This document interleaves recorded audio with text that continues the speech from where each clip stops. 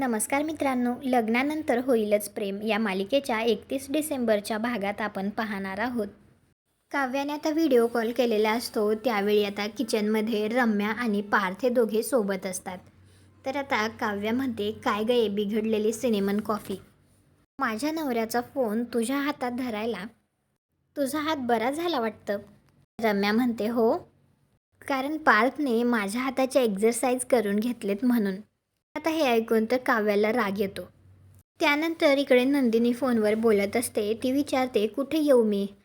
तर दुसऱ्या बाजूला पार्थ असतो. तो फोनवर बोलत असतो. तो म्हणतो, LP रोडला कॅफे मिलन आहे तिथे. तर नंदिनी म्हणते, कॅफे मिलन, ठीक आहे. आता हे काव्या गुपचूप ऐकत असते. तर लगेच आता काव्या येऊन जीवाला फोन करते आणि ती त्याला म्हणते, आत्ताच मी पार्थ आणि नंदिनी ताईला एकमेकांना फोनवर बोलताना ऐकलं. तर जीवा म्हणतो, हां मग. तर काव्या म्हणते, मग आपण दोघं पण जाऊया ना तिथे, कारण आत्ता आपण चौघांनी एकत्र बसून बोलण्याची गरज आहे. जे काही होईल ते होईल.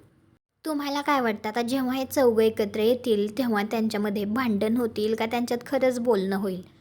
तुम्हाला हा भाग कसा वाटला ते कॉमेंट करून नक्की सांगा. व्हिडिओला लाईक करा. आपल्या मराठी मालिका चॅनलला सबस्क्राईब करा. भेटू पुढील भागात.